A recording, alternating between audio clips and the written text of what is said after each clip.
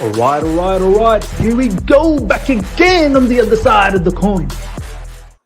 All right, we are back again on the other side of the coin. It is going to be a monumental day in this channel. Obviously, we've got the preview, and straight after the preview, well, not really straight after, but UK time, 5 p.m. Do tune in. I've got Tony Mount in the house, Mason Mount's father, which is going to be an epic show, epic show. I've already programmed out what I want to talk about. I've sent it off to Tony Mount. Tony Mount loves it. He's happy to talk about all of those things that I've sort of laid out as to what we want to hear. And we can't wait for that. But before that, obviously, this is the preview, FA Cup preview. That's where we're all here. As you can see, the panel. We've got RJ, Nishal, Taran. Everyone's looking so fantastic, ready to go. It seems like we haven't lost against Arsenal. We're just so raring to go. We just need this big victory against Leicester and get this cup. But live chat, thank you so much once again for joining and always supporting. I'm pretty sure a lot more people will join throughout the session, and we'll see it down the track. Keep the comments coming. Let's talk about the FA Cup preview. Let's talk about what you want to see and whatnot. But we're going to start off with the press conference. But before I do that, first of all, Taran, my man, how you doing? Yeah, very happy to be on. I love this what you call it, like a quadruplet. I don't even know, but I love the Fantastic Four, bro. The Fantastic Four. Yeah, I love it. Great analysis, great laughs, really insightful comments from all of you guys. I love it. And yeah, huge game tomorrow, FA Cup final. We have to win. As simple as that. Last year was very, very painful to take, and we've just lost Arsenal again. So let's use anger from Arsenal last year, Arsenal a few days ago, and let's go out and beat Leicester. But on another note, I've made my debut on the Chelsea Social a few times now, so with RJ and a few other content creators. So I'm really happy to be on that, to do match previews, short match previews and reviews. And yeah, really happy to still be a member of this channel, my favorite channel. Brilliant. Nishal, my man, how you doing? I'm good, very good. Again, it doesn't feel like we just lost the London Derby a few days ago, but a huge chance to win our 9th FA Cup. Really looking forward to it. And although I won't be at Wembley, unfortunately, really looking forward to the game. Oh, you're not going to be there? No. I'll be in the area, but not at a stadium. No, it was so hard to get tickets, but I'm glad the fans will be back. That's another thing. Really glad that we'll have fans at the stadium. 100%. It's fantastic to have normality back again, and hopefully we on that next season. RJ, my man, how you doing? Yeah, always a pleasure to be back with this elite crew, and happy to be part of that. But even though I won't be physically attending the game because I never have been, unfortunately, it's actually great to see. Will be great to see fans back in the stadium to add that bit of ambience, even from the perspective of someone that watches it via halfway across the world. But yeah, honestly, I think it's really a good thing that we have this game to look forward to, especially coming off the back of that, let's just call it underwhelming performance. But yeah, really looking forward to getting through with this with you guys. So let's do it. 100%. Brilliant. We've got Pratik here already. We've got Salman as well. We've got Naja, Zain, Eid Mubarak. Eid Mubarak to everyone that's celebrating Eid today. Obviously, I celebrated, officially it was yesterday for us. But then again, Eid kind of goes on for 3 days. So it's a big celebration. So Eid Mubarak to everyone out there. Ryan, thank you. Big up to Ryan as well for joining. He was in the channel yesterday, late UK time. Boys, let's get straight into this. We want to talk about the press conference first, some key points from the press conference, sort of build up to this match, and then obviously do the lineup, and then get our sort of final thoughts on the match. So I'll start with you, Taran. The press conference, one of the key factors that was sort of said, that was asked, and what Thomas Tuchel kind of replied was he's still very, very angry about the Arsenal game. He believes it was a missed opportunity. He also said that perhaps the focus wasn't there in the match. Perhaps the boys were probably thinking about this FA Cup, or maybe thinking about the Champions League. And it's interesting. It's very interesting, Taran, because that's how I felt. And I'm pretty sure that's how you felt as well, that it was a missed opportunity. Boys weren't focused. And, maybe they just didn't give that much importance to the Arsenal game, which is crazy because Thomas Tuchel mentioned now we're in this predicament where we must beat Leicester, not just in the FA Cup, but in the Premier League as well, and also winning against Aston Villa, because Liverpool are absolutely just behind us. I don't see them losing the next 3. So a lot of fans out there, Taryn, were sort of saying, "Oh, come on, these things happen. Just get over it. It's just a loss." Thomas Tuchel's done brilliant, but Thomas Tuchel himself, Taryn, is angry. I love that. I love to see that, and I love to hear that from a manager. What do you think about that when he said that in the press conference? Yeah, I think it's important to say to the fans that, it's unacceptable what happened on Wednesday, whether it's Wednesday, Tuesday, whether it's, we have cup final 2 days, a week, a month, a year. It's unacceptable to lose. Tuchel understands the fans of this club already, which I think is a big testament in itself. They understand that how big this fixture is, whether they're 10th in the league, they're 11th, and we're doing a bit better this season. He understands the passion of our fans after losing that game. We really needed a win after, what happened at the Emirates, the battle we have, the rivalry. So first of all, I'm very happy that he's addressed that, and he's not just shoved under the carpet and acted like, it's just a minor game. That game could have secured us top 4, in my opinion. Maybe not mathematically, but mentally, if Liverpool maybe would have had more pressure yesterday, they could have slipped up. Leicester could slip up at the weekend if they're. We're playing them, so I don't know why I just said that on Tuesday. But yeah, it's gonna be a difficult game on Saturday, and I'm happy that Tuchel's kind of addressed that. But I think he kind of talked about it a little bit. He doesn't want to address it too much. He's said to the fans, we haven't forgot about it, but we need to focus on these last 4 games. They're cup finals Saturday. We have to put all our focus onto that now. We just need to kind of address this and just leave it now. We have, in my opinion, 2 Premier League games. They're both cup finals for me as well, even Aston Villa. Yeah. I think it will go down to the last day. We have obviously a real cup final, a Champions League final, which could be huge as well. So yeah, them comments, as a Chelsea fan, it's a lot of passion to do with Arsenal, and I'm happy to address that.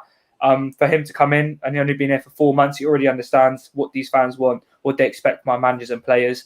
And yeah, I'm just really happy that he's done that. And I think it has reassured our Chelsea fans that, yeah, we know it was an unacceptable performance, but he's done so well since he's come in. We can kind of forget about that now a little bit. Now we've moved on, and let's push on for these last 4 games, because all of our focus, we can't let, even in these last 4 games, even 1% of focus think about the Arsenal loss. We need 101% on these last 4 games to push through and take us through to the end of the season.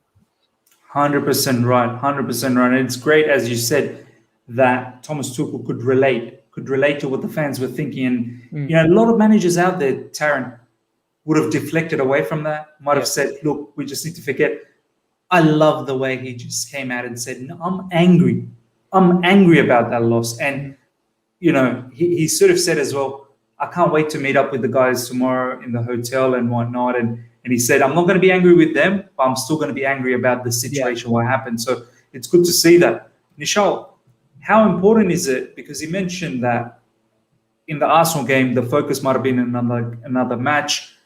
How important is it that, one, we can't lose another FA Cup game?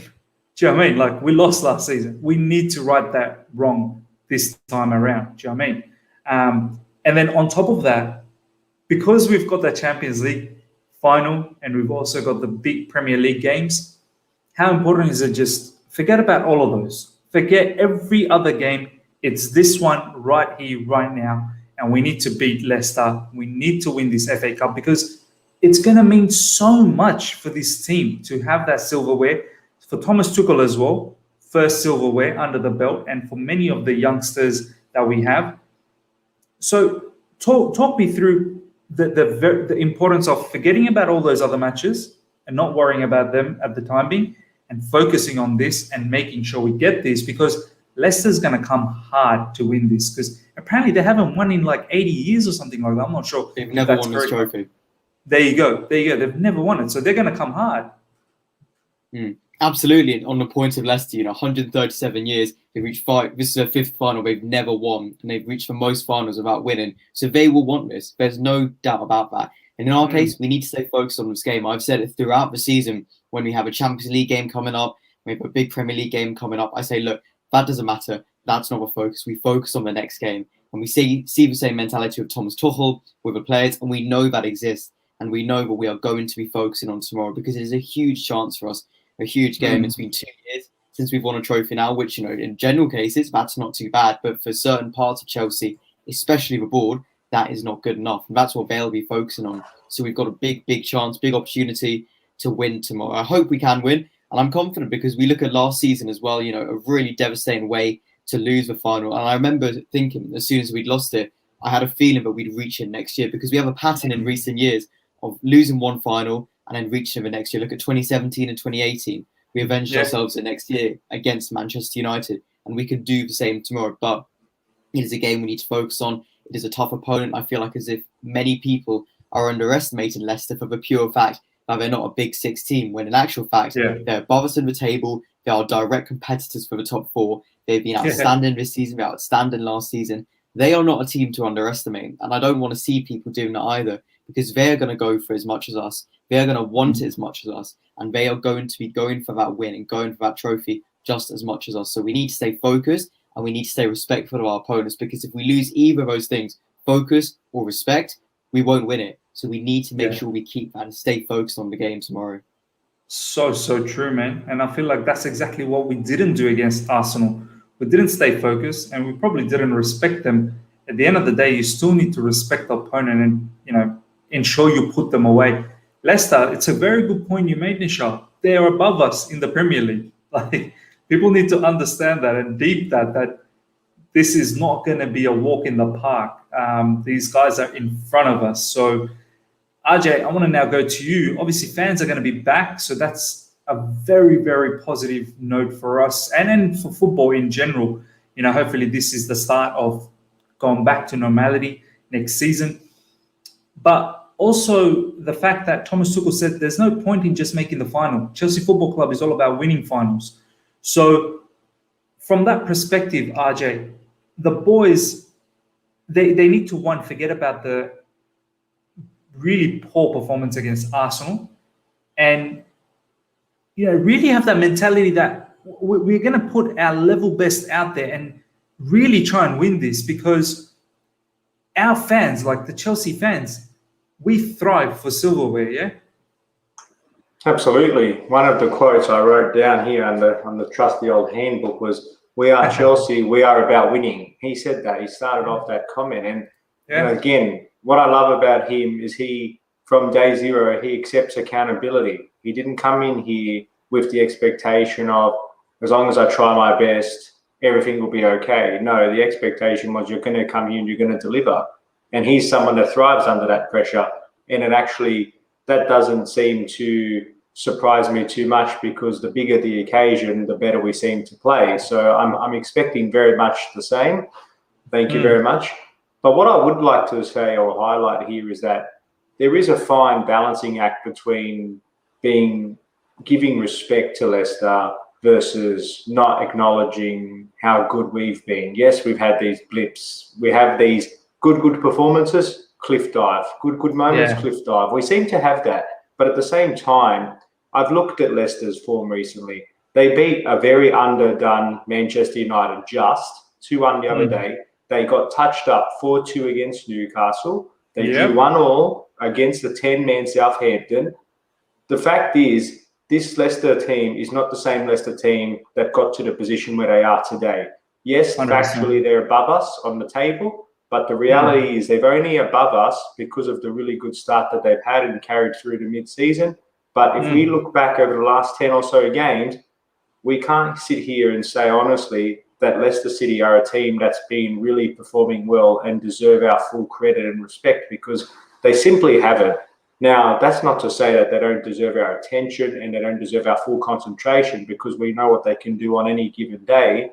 But on the flip side, if we can't back ourselves to beat them based on the quality of the players that we've got, especially the ones that have been rested, and especially knowing what's at stake, then I think we truly don't deserve it. Because at the end of the day, you don't get to this stage of the competition and not give yourself every chance of winning it. And to be honest, we're more than a 50% chance. We should be approaching this game knowing that we do have the quality, we have the form besides the Arsenal game, and this should be the start of something special for us. But also, the real strange conundrum that we find ourselves in is this could be one of those rare occasions where we verse the same team back to back, where we have equally conflicting priorities. Because obviously, we want to win. We want to win because it sets up the trophy winning mentality for these players, but it also gives us the psychological advantage against a direct top four rival. And if we sit here and say that we prioritise FA Cup over potentially qualifying for top 4, I'm not necessarily sure I'd agree with that. But we have to take it, like Thomas Tuchel said, one game at a time, and it's 4 finals as far as I'm concerned. So that's my perspective on it. No, it's spot on, man. It's spot on. That's how I'm looking at it as well. It's 4 finals. There is no scope of draw or a loss here. Like you can't lose the FA Cup final. You draw against Leicester, I think we're in trouble if we draw against Leicester in the Premier League, because Liverpool is going to pip us then. Aston Villa then probably becomes a must-win 100%. And then Champions League, well, you got to win that. So the way I look at it, it's 4 Ws. That's how that's exactly how it needs to be, rolling. Shout out to over 50 people, 54 right now that's joined. Thank you so much. Honestly, smash the like button as it helps the channel out. So take the opportunity right now. If you're enjoying the preview with the boys, we're going to talk about many other things as well. Smash the like button. And if you're here for the first time, subscribe. And the lads and their socials, I don't have it right now, but I will add it into the description as we're talking. But you can see some of the previous videos and you'll see all of these boys are all like regulars in my channel. So if you haven't followed them already, then seriously, you're doing something wrong. So goddamn follow them. Taryn, I want to now talk about 2 main team news from our side before I talk about some Leicester, sort of team and their threats and whatnot. Kovacic returns, my man, and Kepa is undoubtedly confirmed as the cup keeper. So I remember a long time ago, Nishal sort of said, "Nah, he's the cup keeper. This guy he's got to do it. He needs to be trusted. He needs to go on," which is fair, and I understand that concept and whatnot.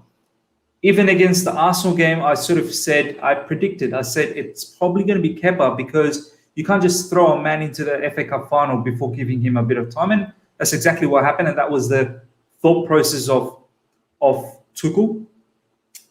But I can't stop thinking, Taryn, in the back of my mind, if something goes wrong, Kepa is not going to hear the end of it. Really won't hear the end of it. So, one, how do you feel about Kovacic coming back? Because it looked like Thomas Tuchel was very ecstatic to have this particular player back. I don't know if he's going to start, but at least he's an option from the bench. I think Kante and Jorginho definitely need some sort of help now in terms of being tired, and I think mentally they're getting fatigued as well. That's probably what happened with Jorginho as well last game. So talk me through the Kovacic return and also how you feel about Kepa being the keeper for the final. Yeah, the way I think about the Kovacic thing is that, he's come back in, he hasn't played in, I think, 2 months. So I probably wouldn't want to throw him back in to start this game. I'd say maybe for winning, we can bring him off the bench for 10, 15, 20 minutes just to gain back his match sharpness. It's not all about, fitness. It's about match sharpness sometimes. And if they're ready up to the game intensity, training is very intense, I'm guessing, but it's not up to the standards of an FA Cup final, I guess. So I'd probably rest Kovacic for this game and give him a few minutes and then bring him in against Leicester, maybe if he performs well, then against Aston Villa, and maybe in the Champions League final. That's how I feel about that. But nonetheless, I'm very confident with Jorginho and Kante, and Tuchel's confirmed that Kante is starting this game, which is a big plus. I'm not always too keen on managers kind of announcing who they're going to start, but we don't really have many options at this stage. So I think it's pretty self-explanatory. But yeah, Jorginho and Kante, I feel very confident with them. I think they played well against Real Madrid in 2 legs. They played well against Man City. So one mistake from Jorginho, which could have been blame a few other players as well. I don't think we should eat too much into that. I know a lot of people are calling for Kovacic to come back in for this game, after that mistake. But I think Jorginho has been absolutely immense under Thomas Tuchel, apart from that one error. I can't think of maybe the West Brom game and this game against Arsenal. Apart from that, he's been a gladiator in midfield. He's been much more physical than I've seen him. He's covering a lot of ground. He's linking up play better. He's making more daring passes. So, yeah, I'm not worried at all of Jorginho, Kante. Even Gilmour, if he could come in. I think Gilmour did very well against Arsenal. He didn't deserve to come off in that game. I think he did better than Jorginho. And against Man City in the second half, Gilmour looked in his element, didn't he? He looked amazing. So, probably rest Kovacic for that game. And it's a huge positive that we have him as an option now. Tuchel kind of reiterated how much he provides. He has everything. Tuchel quoted, he has everything you need. He has the work rate. He has the dribbling. He can get past the play. He has the tackling. And Tuchel made a quote quite a while ago saying, if I had training at 6 a.m. in the morning, Kovacic would be there and he'd be playing and he'd be running. So, yeah, I think that's a big positive. I love Mateo Kovacic. I think And the other thing he was saying as well, Taran, that he's a big character in the dressing room as well. So yeah, I think if you just these watch a things Chelsea matter. Unscripted video on YouTube, you can just tell how much of a bubbly personality he has with them guys who I don't think they're the most talkative guys, the presenters, but Kovacic seems like such a down-to-earth, lovely, genuine guy. So yeah, enough on Kovacic. I think Kepa, I'm going to eat a slice of humble pie saying that Kepa shouldn't have started that semi-final. I think he played very well every time we've seen him, even against Arsenal. I think that save from the Jorginho pass, even though it should have been a red card, very good save, a very, very good save. So yeah, I would say that he should start tomorrow. I think he definitely should start. Mendy, yeah, you could argue that Mendy should start. Tuchel always says, he's my number one. Before I came in, he was a number one. Why should I change it? Yeah, and that could be an argument. We need, like you said, Miz, we can't afford an error. We have that thing in the back of our brain that something could happen. But I think Kepa deserves a lot of credit. He played very, very well against Sheffield United, played very well against Barnsley. He made a few saves, in that game. He played very well against Luton, against, I think, Morecambe, I believe. He's been fantastic under Tuchel, really. He has been one of the key players in helping us achieve this final. So it would be very bad if he didn't start. Tuchel Can I ask you a question, though? Can I ask you a question, Taran? What do you reckon about Kepa's positioning for that pass that went crazy from Jorginho? I mean, I don't want to be too critical. I don't think it was his fault. Obviously, Zuma would have had so many times he could have passed it to many other players, but he passed it to Jorginho. Jorginho then, could have looked up a little bit to see where Kepa is, but he went for the no-look pass. But Kepa's positioning, I mean, are you okay with that, where he was, or should he be more central? It was quite key, I think Thomas Tuchel was saying that Kepa needed the pass on his right. He needs the pass on his right. I'm not sure if Kepa's right-footed, though. I'm not quite certain. But what do you think about that positioning of Kepa? Yeah, I think the first time I saw it, I was very reactionary. I saw Kepa. I said, why is he standing outside of the goal? But the more I look back, I watched the highlights, I watched Twitter videos. I saw that he was preparing for a pass from Zuma. I think Zuma should have looked at Kepa. He should have looked forward to Gilmore. He could have looked for Ben Chilwell and not Alonso. He could have looked forward, but I think he put Jorginho under the cosh a little bit. But still, I think Jorginho should have looked up a little bit more. He didn't look. He was expecting a pass from Zuma. That's the point. But I did think it was a little bit too wide of the goal. I think he could have stood, a little bit to the left, just in case expect the worst. I think Mendy probably would have stood a little bit to the outside. But yeah, I think Zuma was. I think when people saw the goal, they wouldn't really blame Zuma just looking at it. But when you watch back the highlights and you can see that he could have passed to a lot of other players. So yeah, Kepa's position was a little bit off. But I think he was expecting a pass from Zuma, and I'm sure a lot of us were as well. So. I mean, I wasn't expecting a pass from Zuma, but Kepa was. But yeah, I mean, you can look at it from both sides of it. But I think the thing that overrides it is that he was expecting a pass. So that's kind of how I feel. But yeah, just summarize Kovacic and Kepa. No, hopefully they play well. No, for sure. Ajay, I want to talk to you. You've just provided the exact sort of statement for Mateo Kovacic and his return back into the team. I just want to read it out. It's huge because Mateo has everything we need in midfield. Experience, power, can beat players, has physical ability, and has played big games in the Premier League. When we missed Angelo and Mateo, we lacked a lot of quality, energy, and experience. Billy did a huge job in huge games, but it's not fair to compare him to these players because they have more experience and are a step ahead in their development. It's big news that Kova is back because he's big guy in the dressing room around. Ajay, I mean, I think we are starting to miss Kovacic, aren't we? Like, we kind of did the job for a little while without him against Real Madrid, against some of the Premier League teams. But it's sort of come to a point, Ajay, are you sort of thinking, thank God he's back? Like, we need him back in this midfield just to provide that extra little bit that he does. Obviously, press resistant from the back, driving runs, and that ability to open up a midfield and then look for those key passes to our dangerous players up front. Just some tired legs, obviously, that Kante and Jorginho have. So from your perspective, how big is this return, man? Oh, as Tuchel said, it's huge from a few perspectives. It's from the perspectives of just pure fatigue and rotation management, because at the end of the day, we've only had really two crystallised and actually seasoned campaigners in Kante and Jorginho holding down the fort during his absence. And while I've been pretty impressed with what Billy has done since he's come in, as Tuchel said, it's not really fair or reasonable to expect that they're just like-for-like substitutes and throwing them straight into the deep end, even though he's been performing quite admirably. But in terms of the actual availability perspective, it's one thing for having another midfielder available, but it's the different profile that Kovacic brings. He's a different type of player to what Kante brings versus what Jorginho brings. And because he has that different, unique profile and skill set that Tuchel referred to and Taryn brought up just then, he offers different options. And because he offers those different options, he gives us a different type of ability to affect the game.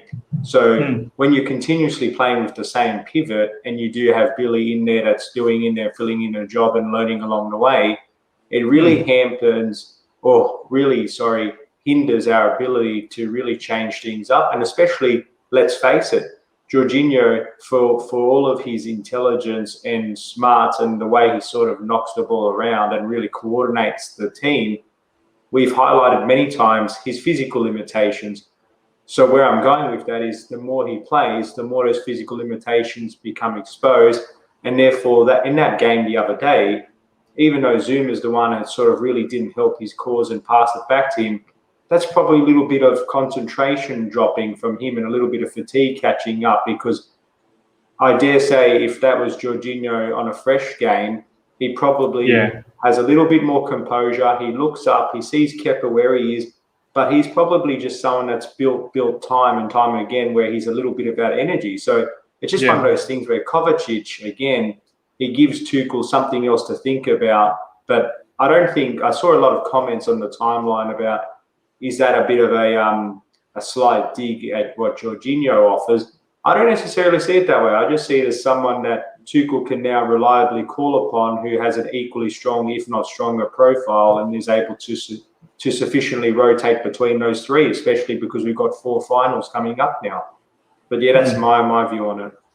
No, fair enough. Michelle, I do want to ask you, I mean, does it sort of somewhat unsettle the defensive line when you do have a keeper that you're used to with Mendy, who's played so many games, and then all of a sudden you have Kepa, who's not as vocal. I think someone in the live chat really commented well. He's not as vocal as Mendy, and is a bit different in terms of commanding the box.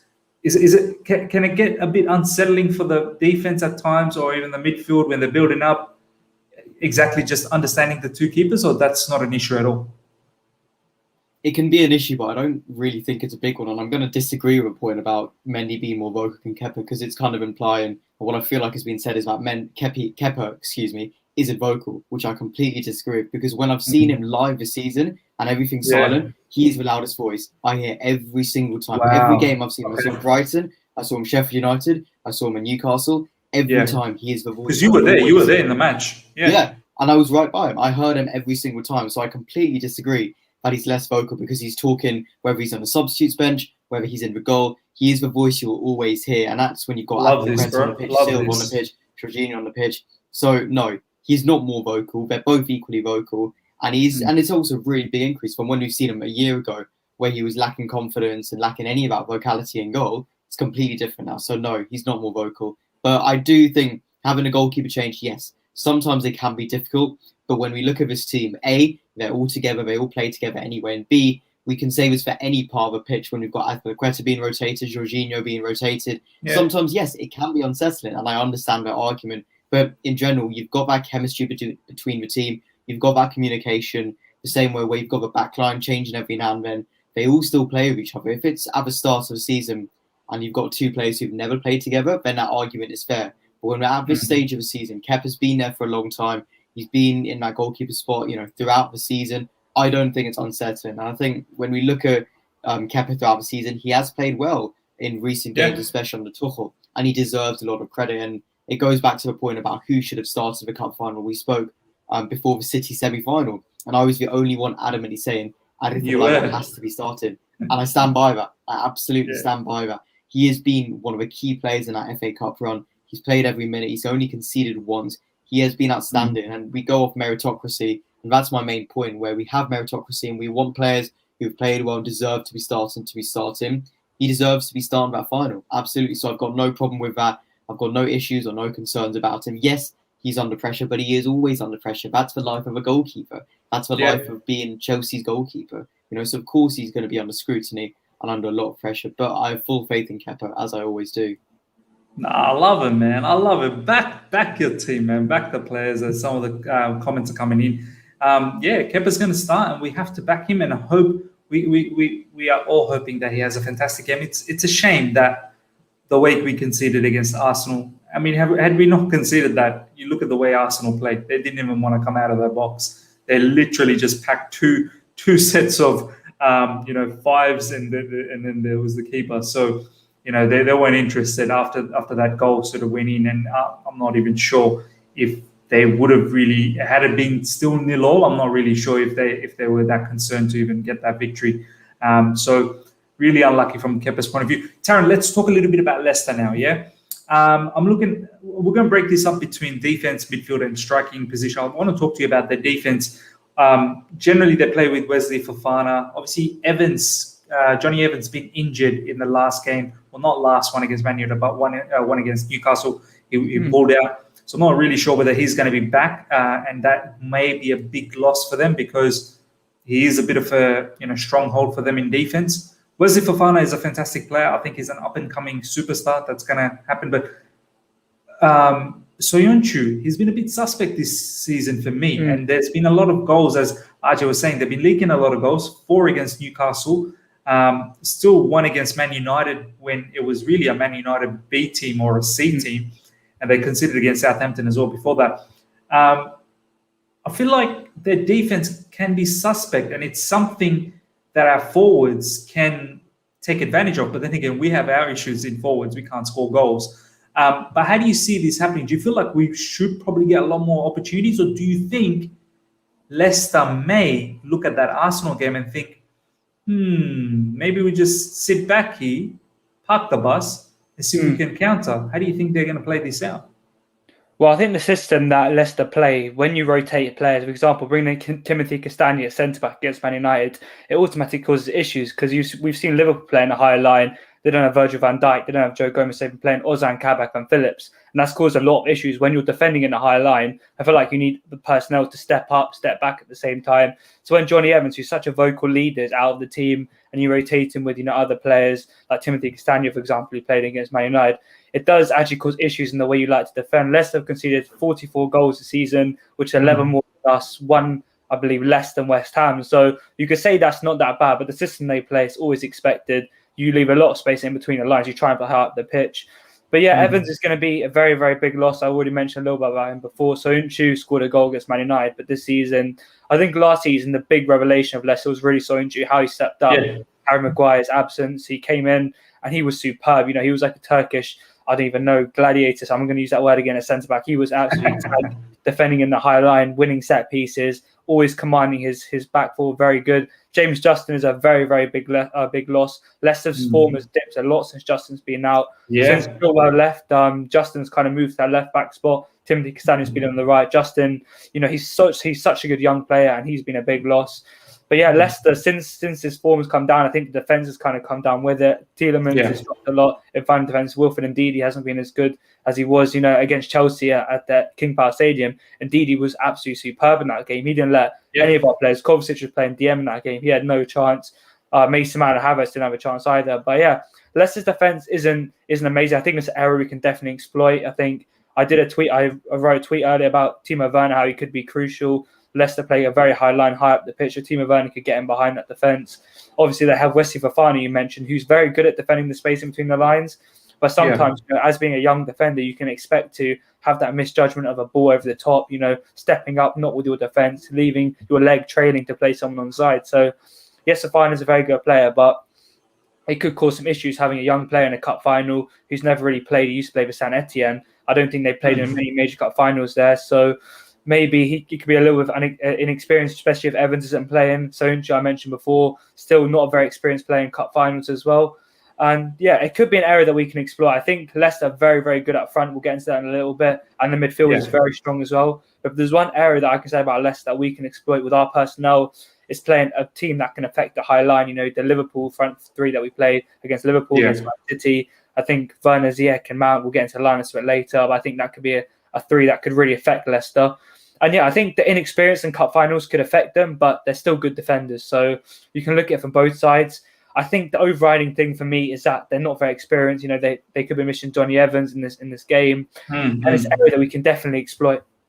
No, you're right. Soyuncu had a madness against Newcastle. I watched that match. Like he gifted a goal as well to Newcastle, and he was proper shambles that match. And we definitely need to focus and penetrate that particular situation a lot. RJ, before we talk about the other sides of their team in terms of midfield and forwards, RJ, they really touched us up last time, just like Arsenal in December. In January this year, they really, really touched us up. The way I look at it, that Arsenal game in December, that was an embarrassment. So I don't even want to talk about that. Then there was a City game where I felt we didn't even belong in the field. Like, it was a shame for us to be in the same field as Man City because City was just so far beyond us. But the Leicester one was a proper schooling for me, RJ, in the sense that how far has Brendan Rodgers as a manager taken Leicester and how low we sort of went as a club? Like, it was so interesting to see how the two clubs, they shouldn't be, like, Chelsea should be far ahead. Do you know what I mean? But Leicester is doing a bit of madness with a great manager, great training facilities. A lot of people that I've spoken to sort of internally and whatnot, they say that Leicester's training facility is probably one of the best ones in the country. It really is one of the best ones. Their academy setup is really good. They've been pumping out some really, really good youth players. Harvey Barnes is one. Ben Chilwell was the another one. And they've got many other ones that are sort of piping through. And yeah, the low budget, the way they scout, their scouting is so fantastic. They find these gems out of nowhere, like Wesley Fofana and so on and so forth. And they get the best out of the team. I mean, are you somewhat at times, I mean, not now, but back in January, were you somewhat envious that how are these guys doing this? Like, they should not be able to compete against the top four, let alone, shouldn't be able to compete against the top six, let alone the top four. Well, what were your thoughts during that time when we got touched up by them last time? Yeah, so a few things on that. I think for me, Leicester represents like a neutral's delight in the sense of they're just a club that seems to be very well run. They've been building quite nicely in terms of their operating budget and capacity. And as you correctly highlighted, in my opinion, they've got this really good ability in terms of being able to offload quality players and replacing them with comparable quality, and if not better in some instances, with very minimal sort of outlay. And obviously we're looking at Maguire's, Chilwell's, etc. You know, obviously they had big losses with Kante and Mahrez when they left, so it was a bit of a rebuilding phase for them. But I think for me, what was important about the January game, the context was they were up against a very disheartened and down and out Chelsea. You will recall, I'm sure, that was really at the peak of where the slide really happened for us. And if I'm not mistaken, that was the end essentially of Lampard's era. And I quite recall after the game, he basically went into the shed and thanked them. Basically said that was it. And you could see from the first minute, they were not second best, they were third best on the pitch somehow. So it was very disheartening to watch. I honestly felt, from my opinion, that game there, you could just see that we were just not there. Mentally, everybody had given up. Indeed, he opened up the scoring very early that game. Maddison hit the post, I think. They could have been 3-4 up at half-time. And I just thought, this is a shambolic performance. There's some systemic problem here.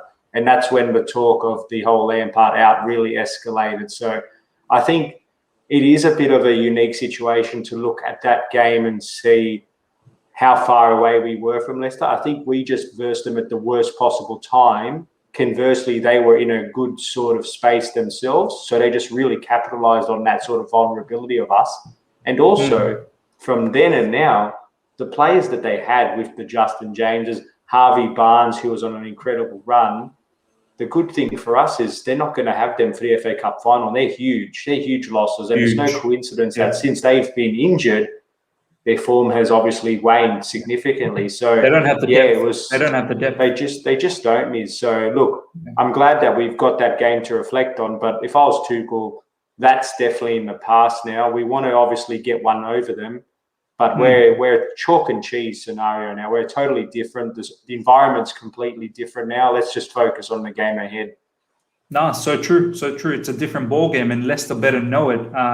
I did a show with Leicester Fan TV, ladies and gentlemen. We've got over 100 people. We've got over 100 people logged on.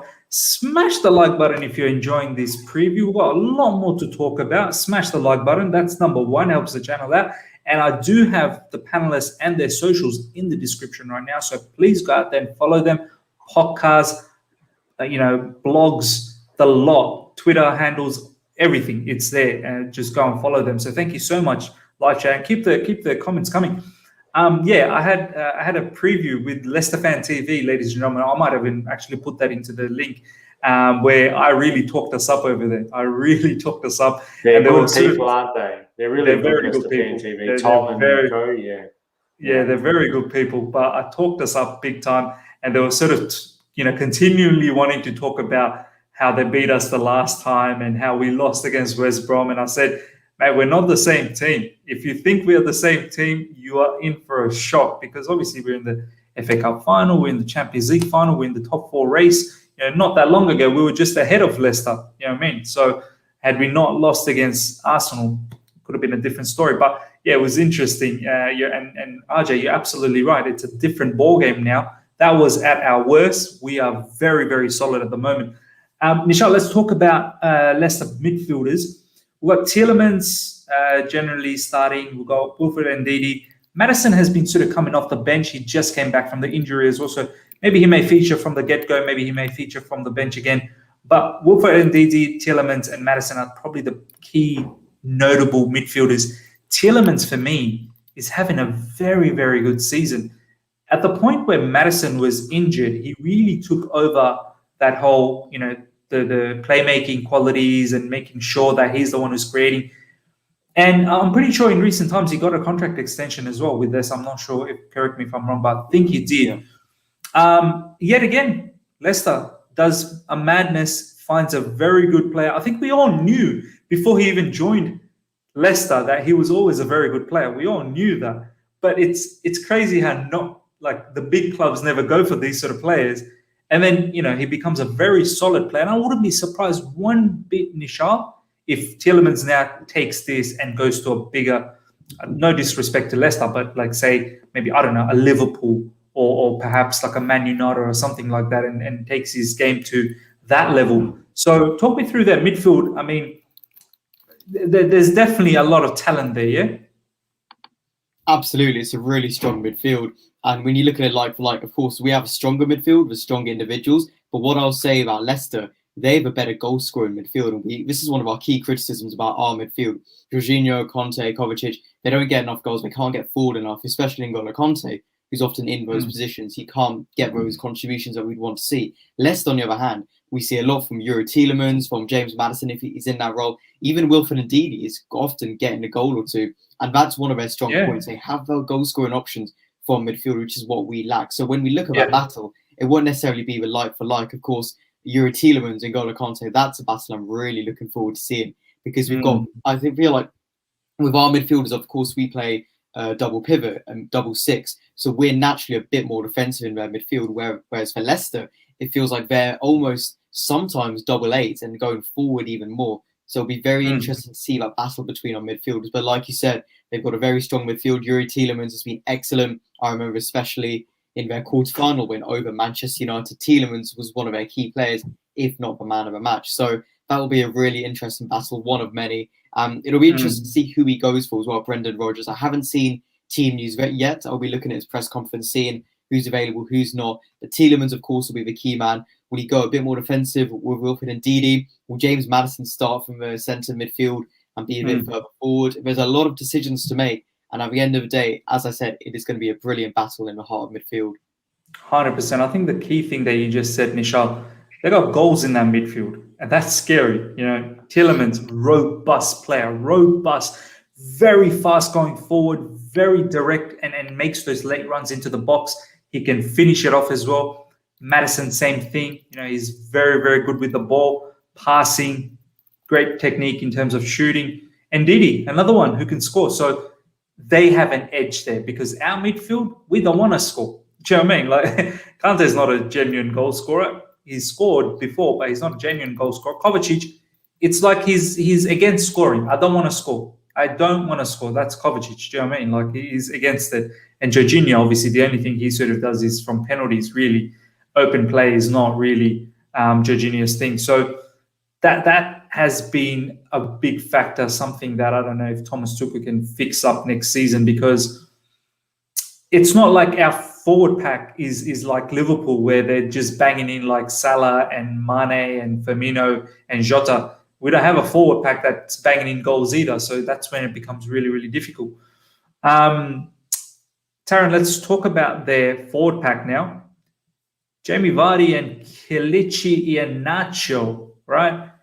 Jamie Vardy, I've said it a lot of times, and I think the live chat has been talking about it as well. Very similar to Timo Werner, but the thing about Jamie Vardy is he's a lot more seasoned pro in terms of he's very clinical with his finishing, man. You know, if Vardy is one-on-one with our keeper, there's only one, so you know, there's only going to be one result. That's a goal. A long time ago, I had Jay in my channel, and he said it very nicely. He said, Vardy under Brendan Rodgers, he doesn't think about doing too much. He keeps his game very simple, makes those key runs, and really focuses on just scoring the goals. Obviously, in recent times, it's changed a little bit with Iheanacho's involvement, but there was a moment earlier on in the season, Taryn, where he was taking less touches per game, but his goals, like he was still scoring a lot of goals in the earlier parts of the season. Obviously, in recent times, it's Iheanacho, as I said. But do you feel Timo Werner, like he could perhaps take a few points? I mean, Timo's been great. Don't get me wrong. He's been assisting. He's been scoring lately as well. But I feel like there are certain things that he can pick out from Vardy's game. Do you feel that as well? Yeah, Vardy under Brendan Rodgers has been a very different role. Under Claude Puel, he was more like linking up the play, dropping in, pressing a lot more. And Brendan Rodgers in a press conference quite a while ago kind of said, all I need Vardy in is just to run in behind, to stretch defenses. I don't need him much in the build-up. But we have the players. We have Maddison, we have Tielemans, we have other players helping the build-up play. So that's been different about Vardy. I think this role suits him very well. You know, he's just a player who will frustrate opposition defenses, try and rattle them a little bit, try and get him behind, and mainly just be the goal scorer, the guys at the end of the moves, which Vardy needs to be. Similar to Timo Werner, under Frank Lampard, he was more, if you recognise, he was kind of dropping in quite a lot, trying to help up the play, playing in the striker position, even in the left and third forward position. It was more just trying to link up the play. But under Thomas Tuchel, I feel like he's trying to get him behind a little bit more. Against Liverpool, we saw he was making them runs in behind. Against Man City, when he assisted Ziyech. And Timo Werner, I say they've had similar journeys. Obviously, yes, Vardy's physicality, he's used to the Premier League. He's used to English football. He knows what it takes to be a top goal scorer. You know, he was top goal scorer in the Premier League, I believe, the season they won the league. So Vardy's, yeah, like you said, a very seasoned pro in the Premier League. He knows what it takes. Next to Iheanacho, I feel like the goal scoring capabilities have been taken off him a little bit. Iheanacho with 14 goals and 2 assists this season, despite only breaking into the side in like January or February. So I think Iheanacho has been such a revelation. Obviously, the April Player of the Month for the Premier League. He's been a real revelation. That's been taken off Vardy a little bit. This season, it's quite funny. I've seen Vardy. He's missed quite a lot of chances, and I've seen him in his career. He's been one-on-ones like Timo Werner. He's maybe taken too much time. He's tried to think too much, tried to go around the keeper, and he's missed. But still, if we play a high line and, you know, someone doesn't track Jamie Vardy, he's going to score. He's definitely going to score that chance. And I think Timo Werner definitely can take some tips. And I say they're quite similar players, the way they like to play. They like to play on the last defender. They like to frustrate defense. They like to maybe create as well at chances they can, you know, stretch defenses, you know, run the channels that we've seen maybe other strikers not like to do. So yeah, Timo Werner can take tips from Vardy, but also Werner has his own attributes. We've seen his assist this season. He's winning penalties. he's been amazing. So they can both take tips from each other. But yeah, if Timo Werner wants to know how to be an English Premier League striker, they're all the attributes you need. Just sit in your house, put Jamie Vardy highlights on, 6-hour long, replay. Just watch everything he's doing, the movements he likes to make, the clever little runs behind the lines, the late runs, his physicality. And yeah, I want Timo Werner to kind of adopt some of Vardy's attributes, because then he'll be a top striker. But yeah, that's a very interesting battle. I put a tweet out earlier about Vardy versus Werner, how they can be crucial in this game. And that'll be a very interesting battle. 2 high lines. And yeah, it's going to be a great battle. 100%, man. They do have a firepower up front, man. I just want to read this out. I like reading these sort of comments sometimes. Why would Werner even see Vardy as his example? Werner can't be compared with Vardy. Pure defamation agenda.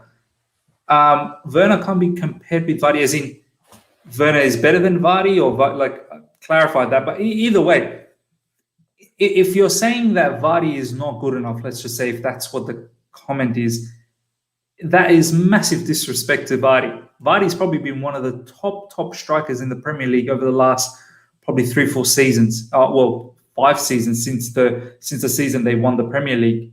He's been very, very prolific. He's been banging in the goals. His pace is electric. And the amount of damage that he does for a team like Leicester, who, as I've already said, should not even be competing against any of these top 6 teams, it's incredible the kind of work that Vardy has done. So I don't know what you exactly meant, whether are you having a go at Werner here or are you having a go at Vardy, but I'm just assuming that you're having a go at Vardy here because you probably think Werner's better. Werner may be better eventually, but we cannot disrespect what Vardy has done in the Premier League, man. He's been absolutely gone. And even how old's Vardy now? He's quite old now, and even then he's 34. Putting in 34, and even then he's still solid. Like he's still excellent. I just want to read Flyer's comment here. Probably means Werner's example is probably a striker on the world-class stage as his role model. Anyway, look, yeah. He's put another comment above. Vardy might be good, but comparing him with Werner, that ain't acceptable or professional. I don't get it. I'm not understanding. Comparing who? Are you worried? Are you upset that we're comparing Werner with Vardy because Vardy is better? Or are you upset that Vardy is not as good as Werner? I don't completely understand. Anyway, I'm going to move on because we have a preview to do. So we've pretty much covered the Leicester's defense, midfield, striker positions, and we completely understand that they've got an excellent manager who's done well, and they're definitely a threat. Let's now focus on our team. Let's talk about the starting lineup that we're going to do, and we're going to do something different as well at the end of it, where we're going to do a combined 11. It was an idea by Nishal, and it looks really, really good, and I think we should do that. But let's quickly get through our starting lineup, and I'm pretty sure we're going to have a lot of good conversation out of this. So let's get on that. And then live chat always enjoys this, so I'm all up for it. By the way, over 140 people live right now. Please smash the like button while you're at it. And we're going to just take a moment for you to smash that like button, and then we're going to get straight into this lineup. Right now, take a couple of seconds, smash that like button, get those likes up, helps the channel out. All right, let's do this. I'm missing out on RJ a little bit. Maybe I can sometimes bring RJ in when he's talking and swap it around. Yeah, I'll do that. I'll start with you, Taryn. Well, first of all, this one is set, so we don't really even need to talk about that. Taryn, talk to me the back three, and then I'll go to the boys and see what they have to say.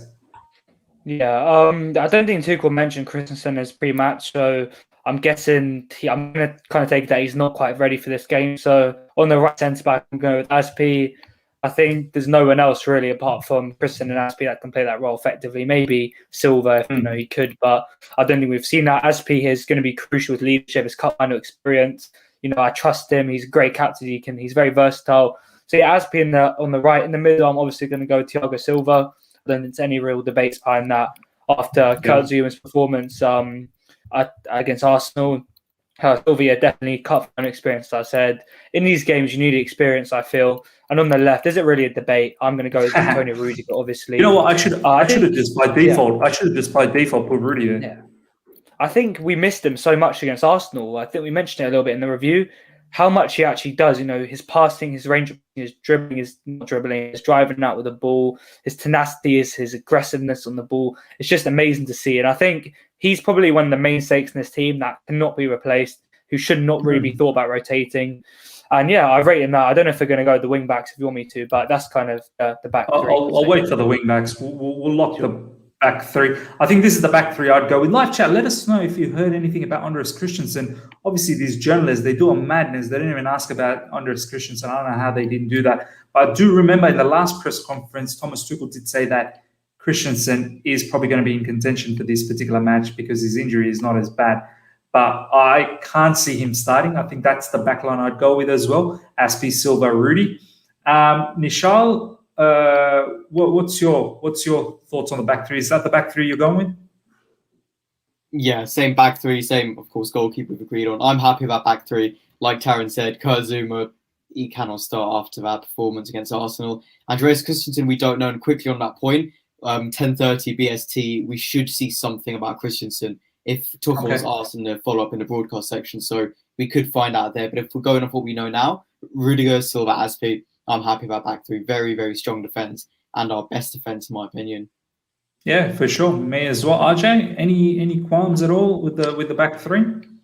No, I was actually hoping that Zuma would have given us some headaches for it, but unfortunately it wasn't his best game, and I think it makes this decision a lot Zuma easier. did give us a headache. Zuma did give us a headache. Yes, not the kind of headache we're looking for, I think. But look, that's the most sensible one. It is a cup game. You want your experienced players there. You want those the players that have been there, done that. And I think it also opens up a bit of a right wing back spot for a certain individual to do his thing who's been on form lately. So that's Aspi makes sense in RCB for me.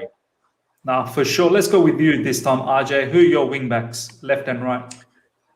Well, I've got to go with my namesake, RJ. I think he deserves it. So Reece James, he's been in hot form lately, and I think he's earned it, even though I think Aspi's done an admirable job in right wing back. As we said, makes sense for him in RCB. And on the left-hand side, I've got to go with my man Chilwell at the moment. He's been really good. He's adjusted to the role, and I think his freshness and the added motivation of getting one over his old club will give him that extra 5-10%. So fingers crossed. I think these guys have got a pretty big role to play that might not get enough attention, in my opinion.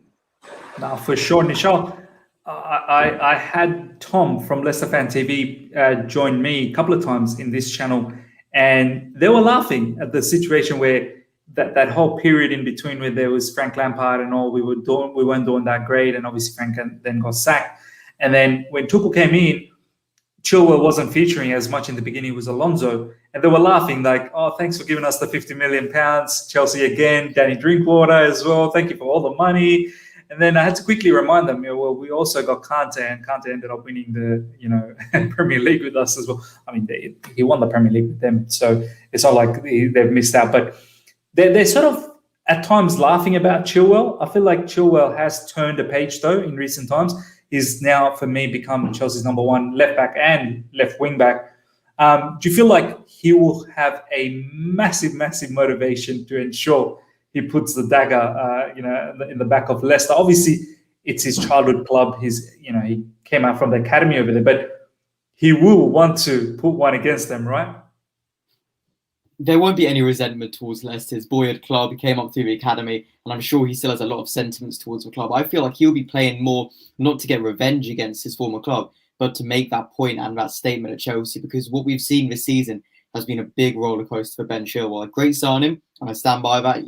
Maybe not a choice everyone wanted, but he's done really well. Started very well under Lampard, and he went through that period around December to, I'd say, February or even March, where he either wasn't playing well or he wasn't playing, being displaced by Marcos Alonso. And that happened, and that was a very interesting thing to see, being not even stumped by Tuchel, but I remember we'd have questions saying, is Chilwell going to be in the Euro squad because he's not playing now? And it was a transition thing. Look, Alonso's done really well to come back into the squad. Chilwell wasn't in form. Think of a Leicester game which we lost in January. He was very poor in that game and a few games around that period, but he's had a good season. He's done well coming into the team. He had some big moments, big goals for us throughout the season, and he'll be eager to finish off his first season with at least one piece of silverware. So, and if he can do that against his former side, I don't think it's an act of revenge or an act of spite or anything, but more almost an act of acknowledgement. If he can win the FA Cup against the team who made him, moulded him, and got him to the stage, there'll be a lot of respect and a lot of admiration. But he's done very well, and he absolutely deserves to start on Saturday.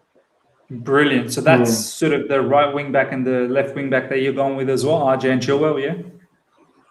Yeah. Should I take the midfielder? First of all, it's 100. So you're locking in those wing backs, yeah? Oh yeah, I agree with Chilwell.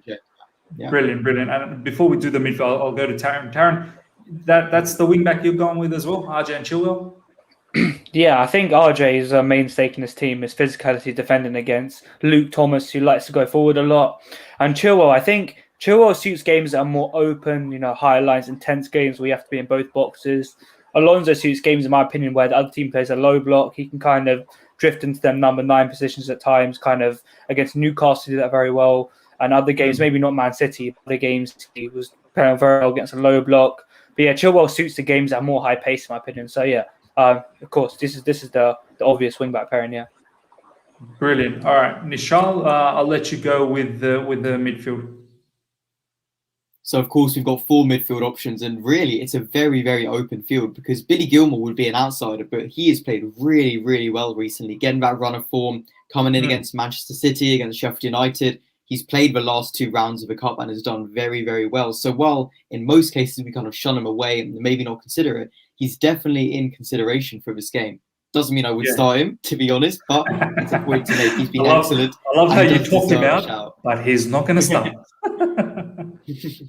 That's my honesty. N'Golo Kante should be starting. He had that rest against Leicester, against Arsenal. Was very was it a rest? Was it a rest? It was a rest because it was pain management. It was pain management. It was very interesting to hear. The pain management was for his Achilles, which is a very, very serious and sensitive part of the body. So that did worry me a bit, hearing Tuchel say that, but there was confidence in just giving him a game off. And I think we should be starting. He needs to be starting, no doubt about that. Then we go to his partner. Do we go for Mateo Kovacic or we don't go for Jorginho? Kovacic, just coming back from injury. He's been out for a month. We've seen how much we've missed him, and he's been a big, big loss. But it is risky to bring him straight back in. We look at the cup final last year where he was sent off, unjustly I should add, but he is, he wants to get that revenge. He's got the experience of playing in a cup final, not to mention the other experience he has. Jorginho has been excellent throughout the season, really good in the cup as well, in previous rounds, has excelled and been a key part of our midfield. But he comes off the back of one of his poorer performances, a huge mistake, something that which could knock his confidence, add even more pressure to him. So it is a double-edged sword on who we go for, but I'm going for Mateo Kovacic to partner with N'Golo Kante. Wow, putting Mateo Kovacic in straight up. All right, I'm going to keep it vacant for a little bit, get what the boys are thinking. RJ, Kante probably the only one that we can probably all agree that he slots in immediately. Kovacic or Jorginho here? Yeah, I totally get the very well explained rationale from Nishal, but I suppose the inner conservatist in me has some doubts about, is he ready for such a high stakes game from the very get-go? I don't know, because I'm thinking ahead of this game too. Do we risk not just him not performing here, but also re-aggravating an injury for 3 other finals we've got remaining? So I do have my reservations in putting him in the firing line. Ultimately, we're not the physios, and if he starts, you've got to have confidence that they've made the right risk assessment with him.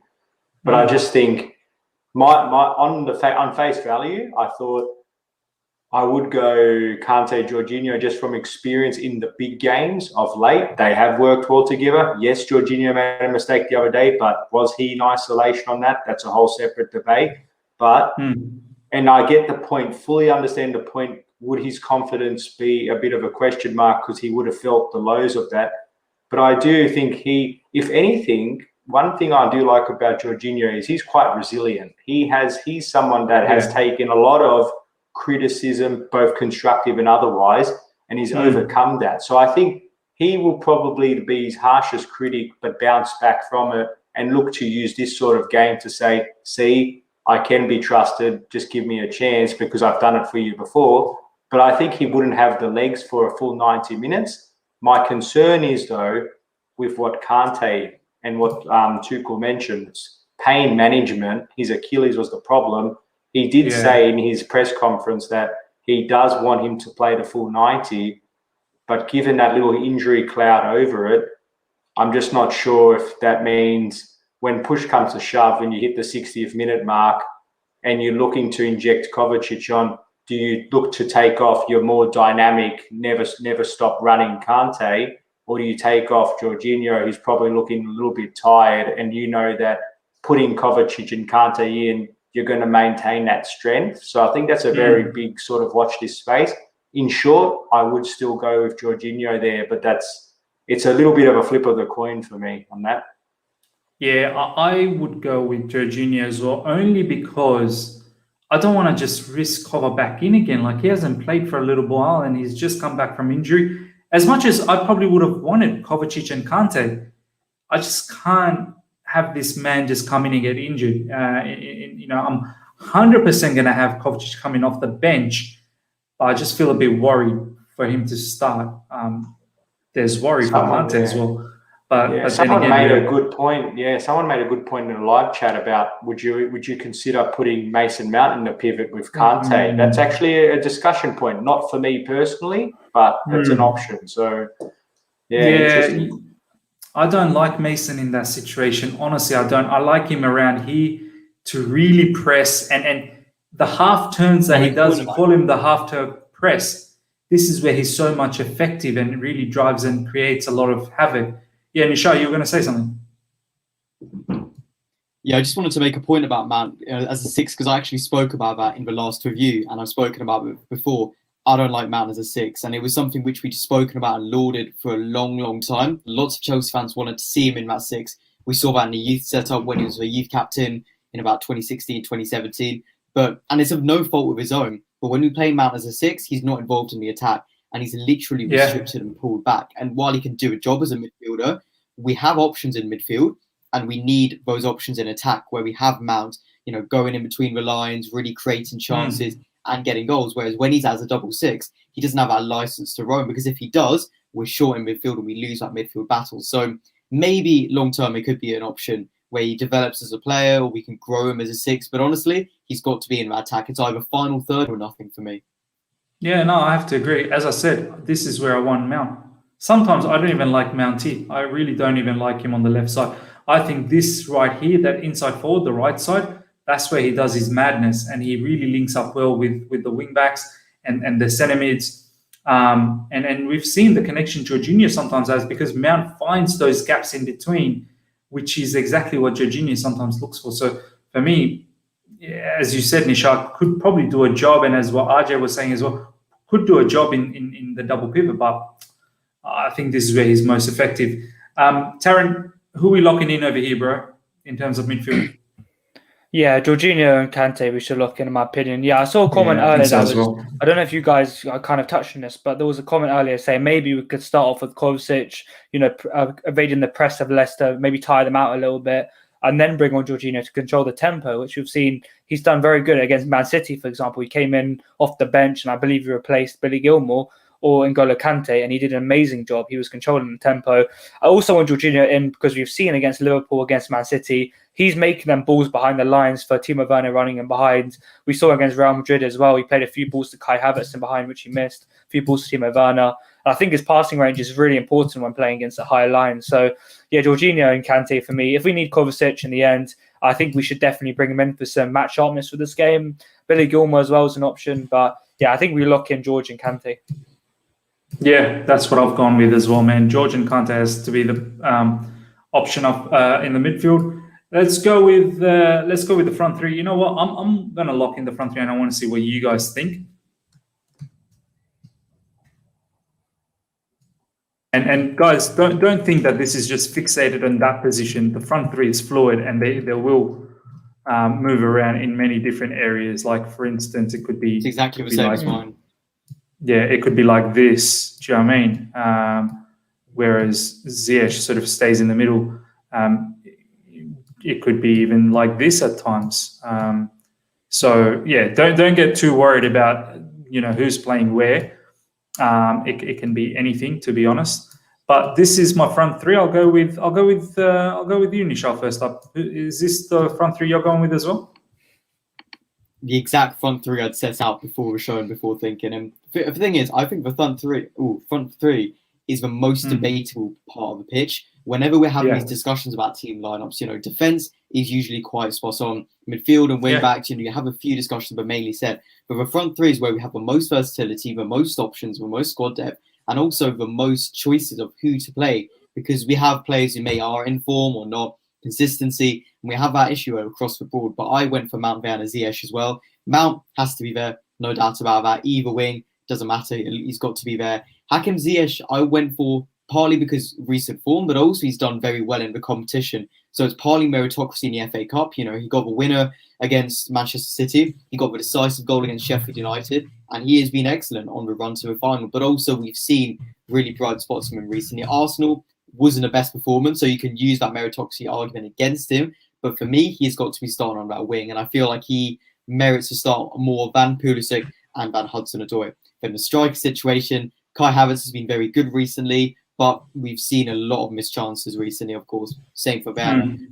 Giroud, I wouldn't want to start him in this sort of game. He's someone to bring off at this stage of his career, to bring on from the bench and etc. And then Tammy Abraham, he does deserve to get a foot in, but he hasn't been playing regularly enough. So Timo Werner feels like the natural choice. He's still been doing well recently. So joint top goal scorer, and he's someone who we can turn to with goals. But it does depend which Werner turns up. Is it a goal-scoring, creative striker who's been so good at points of the season, or is it going to be the wasteful, misfiring Werner that we've seen and we've criticised so much? So there's a big risk in both Werner and Ziyech, but this is the strongest front three for me.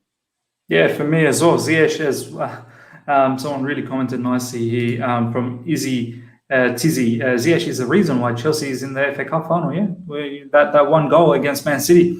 And Ziyech, the thing about what I like about Ziyech is even when he has a poor game, he has a goal in him or a key pass in him. And I need that X factor. The beautiful game was sort of saying, Miz, you're playing to the crowd. Everyone loves the Ziyech. I don't know about what crowd you're talking about, man. I love Ziyech. So that's there for me. RJ, you happy with this front three, or are you thinking about something else? Yeah, I do. I really do like this front three. I think they bring a sort of a complementary yet unique sort of skill set, and I can see a lot of opportunities. Importantly, a lot of opportunities being created, because that's obviously been a bit of the source of our issues. Is that while we dominate chances created, it's the quality of the chances created that continues to be our issue. So I think someone like Ziyech, he's a polarizing figure in the sense of he's not someone that matches the general mold of being super efficient and short and sharp. He's an X-factor type player who plays the high-risk pass, because if 2 out of 10 of those passes go through, that's 2 genuine opportunities versus 10 safe passes, which aren't adding much value, because you want him there to be a point of difference. And I think he does bring that, and he is in good form, to back off what Nishal is saying. And I do think he's made some telling contributions, and on the overarching meritocracy system, he probably has earned a spot, and he's relatively fresh. The only question mark I would pose to the panel and the live chat is, would a similar meritocracy apply to Pulisic? Because I think he has been on the balance quite good recently, and he's someone that brings a good driving ability. He has pace. He's someone that offers a direct goal contribution, and he could easily fit in this profile with Mount tucking in on the right, Pulisic on the left, and Werner up front. And those three will interchange. So I'm happy, yes, with this front three, but I could equally see Pulisic making his starting in this lineup. The thing I'd say about Pulisic is I think he's played 2 or 3 games in a row now. He played against, obviously, the last one against Arsenal. The one before that, he played against Man City. So I can't imagine him playing 3 in a row. And I don't think he has shown enough in the Man City and also the Arsenal game to then deserve to start here. I think Ziyech, Mount, Werner are like sort of, they pick themselves. So it's really the one spot, which is Ziyech's spot, that's in contention. And I think Ziyech pips Pulisic at the moment in terms of, who gets the opportunity in the FA Cup. So that's my perspective. Kai Havertz is another name that's been thrown around once again, guys. As Nishal said, Kai is not capitalized on the opportunities that he's been given all the time. Yeah, he's been doing well against Fulham. He's done well against Palace and Everton as well. But then there's been games in between where he hasn't been putting those chances away. And I'm not saying he doesn't feature at all. He'll probably come off the bench, definitely. And he'll probably get the game after this against Leicester. You do need to realize that there is another same Leicester game straight after this, a couple of days after. So I'm pretty sure Kai Havertz will probably start that, and Pulisic will probably start that. But in this final, I don't think those two, warrants a start off the back of that match against Arsenal. That makes a lot of sense, Miz. It makes a lot of sense now that I reflect on the minutes played of Pulisic lately. I think he might even be someone where you try to manage his injury concerns recently, and this might aggravate that. Plus, like you said, he hasn't been as electric in those past couple of games, and he is someone that's a notable impact sub. So it does have sub written all over it now that I think about it. 100% Nishad. But it's a very good point, and I completely agree with the idea of it, because I think every single player in that front three and any attacker we have, everyone but Mount can be one we could debate about their consistency, about their meritocracy. Mount is the only one who fully deserves it on full consistency. Every other one, you can make the same arguments. Have they been consistent enough? Have they been performing game after game? Are they fit enough? You can make it for all of them. So that's what makes it even harder. But also, we have these options. We have so many great attacking options. Some are in form, some be performing really well in the FA Cup. And we're lucky that it's not just we have two fit attackers, that's it. No, we've got a wealth of options for striker, for left wing, for right wing. So it's a good dilemma to have. It's a good brain scratcher for Tuchel and for the fans. But there are a lot of players we can make this argument for, which makes it even harder for us to choose who should start in the front three. Yeah, no, 100% agreed, man. Taryn, what's your thoughts with the front three? Is this what you're going with, or you're doing something different? This is, in my opinion, the front three that's built to play against a higher line. We have Ziyech, who can play the balls in behind. He can drop deep. He has a passing range, X factor, as RJ said. We have Werner, who's always willing to make the runs. I just hope for this game he can stay on side for a few more times. I think that was quite frustrating in the game, recent game we had, that he was, just a little bit offside, and it was costing us in the end. It didn't cost us, luckily, but it could have cost us. Mason Mount, he's a mainstay in this team. There's no way Mason Mount, he's been crucial to this cup run as well. He scored against Morecambe outside the box goal. And yeah, Mason Mount's a mainstay player. I don't think we can get rid of him. But I think it's interesting. A lot of people on Twitter, on the timeline, are saying everyone's predicting the same 11. And that's my thing about Tuchel. We never really know what he's going to do. He could pull a rabbit out of the hat. He could bring someone completely crazy in for this game. We don't really know. So I think the fact that everyone's predicting the same lineup, I just think Tuchel might do something different in this game. I'm not quite sure. Because if we can predict it as fans, I'm sure Brendan Rodgers will prepare for it. I'm sure all the coaches will kind of know about it. So yeah, I'm not quite sure. But this lineup for me is built to beat Leicester. I think this is the perfect lineup. We have the strength and pace of the wing backs. We have the front three can play against the high line. We have a very experienced midfield, experienced back line, and a goalkeeper and goal. So, yeah, I'm very happy with this lineup.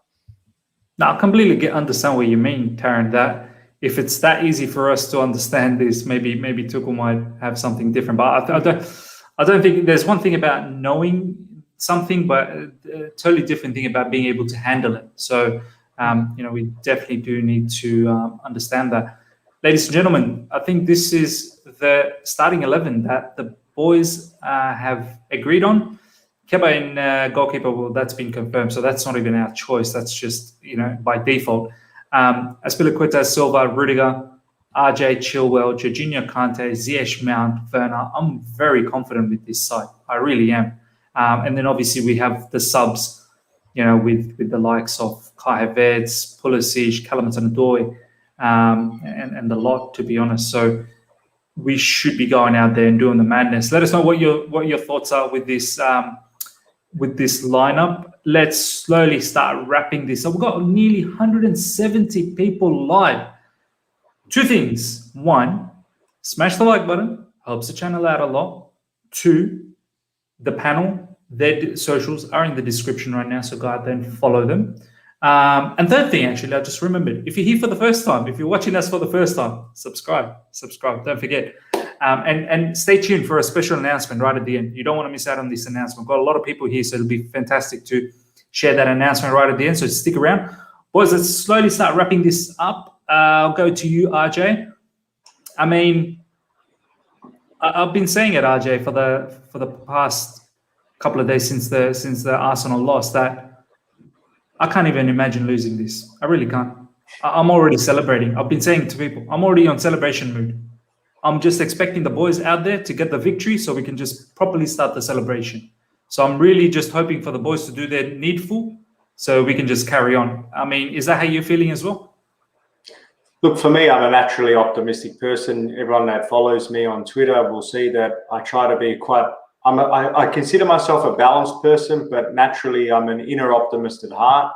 That said, it is a little bit of a deflator what happened against Arsenal, but in a bigger picture sense, it might have been a blessing in disguise. So that's how I'm going to treat this game. And from listening to what Thomas Tuchel said, this is kind of something that he's still a bit upset about. And I dare say that if we're going to lose this game, it's not going to be because of concentration issues, put it that way. So I expect a fully committed performance. And I expect to ultimately, we're going to get the job done. We have to, because it's one of 4 finals that we need to win. So come on, you Blues. Absolutely. And being Natalie is saying the scoreline, which is very, very well thought. Being Natalie, thank you for reminding us. RJ, your score prediction. Yes, good reminder there. For me, I suppose I did notice the comment, but I wasn't like Tuchel. I wasn't being accountable. I was shying away a little bit. But if I have to give a scoreline now, I'm going to go with a 2-1 to Chelsea. So up to Chelsea. Brilliant. Nishal, my man. I mean, there is no other way to think about this, right? It's just a win. There is no other way to think about it. It's a cup final, and it's ones we do so well in. This is our competition. This is what we've thrived in so much in recent years, and it's a huge opportunity to win another trophy. Just not even 4 months into Tuchel's reign and get a first trophy. That would be incredible. But the job's not done. The celebrations can't start just yet. We have a big 90 minutes. I'm going to start. Well, you can't start just yet. It's a big opposition. Like I've said, we cannot underestimate Leicester. We cannot overthink it, and we must stay focused on the task ahead. It's a massive, massive game. One I'm really looking forward to. You know, I love the FA Cup. Absolutely love it, and it would mean so much to us to win it with fans back. You know, almost 50 years after our first one, now 51 years. And to win our 9th FA Cup, I really, really hope we can. It's going to be a big ask, a big test, and a massive game. But I'm confident, and I'm going to go for Chelsea 2, Leicester 1. If you've enjoyed what you've heard today, you can find all of my work on nishalsblog.com, articles, videos, podcasts.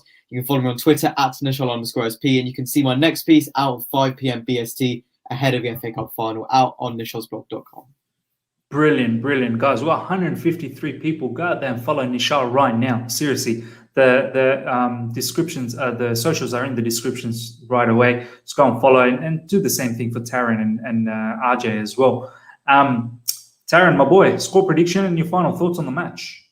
The final thoughts, I just saw a comment saying I look like the mentor from Karate Kid. I don't really know who that is, but I don't know if that's a compliment or a violation. But yeah, in terms of the game, I'm not quite sure what to expect. Obviously, I don't. If you can bring up a picture right now, is the mentor of Karate Kid Mr. Miyagi? I don't know. I have no clue. Nishal was laughing, so it must be pretty active. Wax on. I have no idea what he looks like, but just yeah. You know, let's boys, just you don't know Mr. Miyagi. Come on, Mr. Miyagi, bro. Yeah. This game. Let's forget about Karate Kid for a little bit. Let's go back to the game. But I think. Yeah, I'm really excited for this game. I can't lie. I'm very, very, very excited. I love FA Cup final day. I wish it was at the end of the season so we could, forget about all these other games in the Prem. But have a lovely day, eat food with the family, have a nice non-alcoholic beverage with the family. That's what I say on here. But it's going to be an amazing, amazing game. I'm really excited for it. And my score prediction, I'm going to go with 2-0 to Chelsea. I think we'll keep a clean sheet. I'm pretty confident we'll keep a clean sheet. We can keep Iheanacho quite rude to go main man marking for this game, I believe, if I'm going to predict. But yeah, I think the goals will probably be for Mason Mount. If he scores, it'll be huge for Mason Mount, for their fan base, for him himself.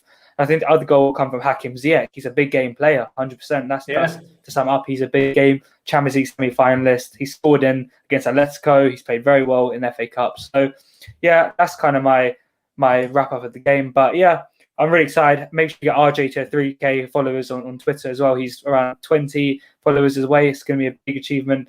RJ as well will get missed. I've pretty missed at 19,000 followers on Twitter today or a few days ago. I'm not quite sure. And Michelle is on. Michelle creates great content on his blog. I'm really looking for this piece before the game. And yeah, everyone have a good day. Check out the Perfect Hat-Trick podcast. You know how it is. And yeah, big up Karate Kid. All right, ladies and gentlemen. First of all, the announcement I will make a bit later. Score prediction for me, as I said, I'm already celebrating. I just need the boys to go out there and win this. That's it. In my mind, I'm already celebrating. So don't make me lose this. We've lost one last season. We can't lose another one. So for me, this is a victory. And as I said, boys go out there and win it. For me, it's either a 2-0 or a 2-1. I can probably see Leicester sneak in a late sort of goal. We might be leading 2-0, and then Leicester sort of gets a late consolation goal.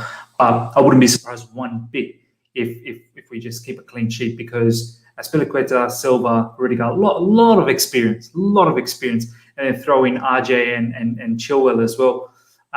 There should be no, hopefully no concerns in the back line. We should be able to manage. We've managed players like Benzema and Suarez and those likes in the Champions League, and also in the Premier League. We've managed Man City and many other teams. So, we shouldn't be scared one bit.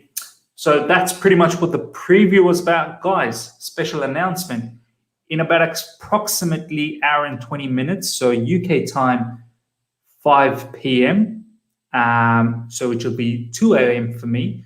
So what's the time now in UK? 3:41, is it? 3:41, I believe. Yeah, so in about an hour and 20 minutes, guys, I will have Mason Mount's father in this channel. Tony Mount will be joining me.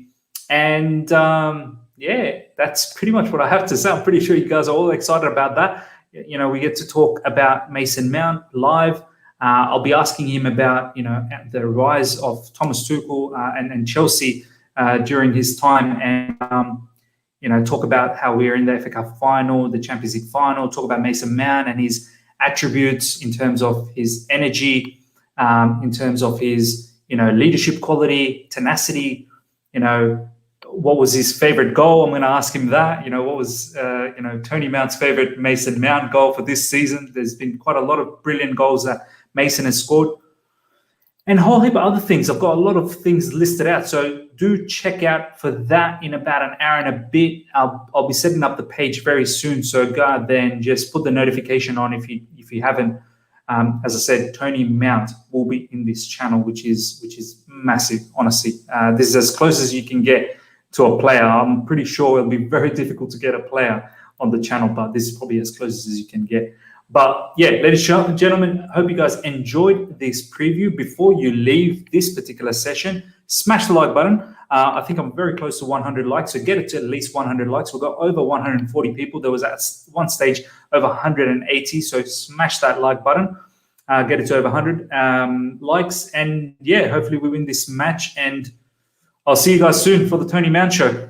Until next time, see ya.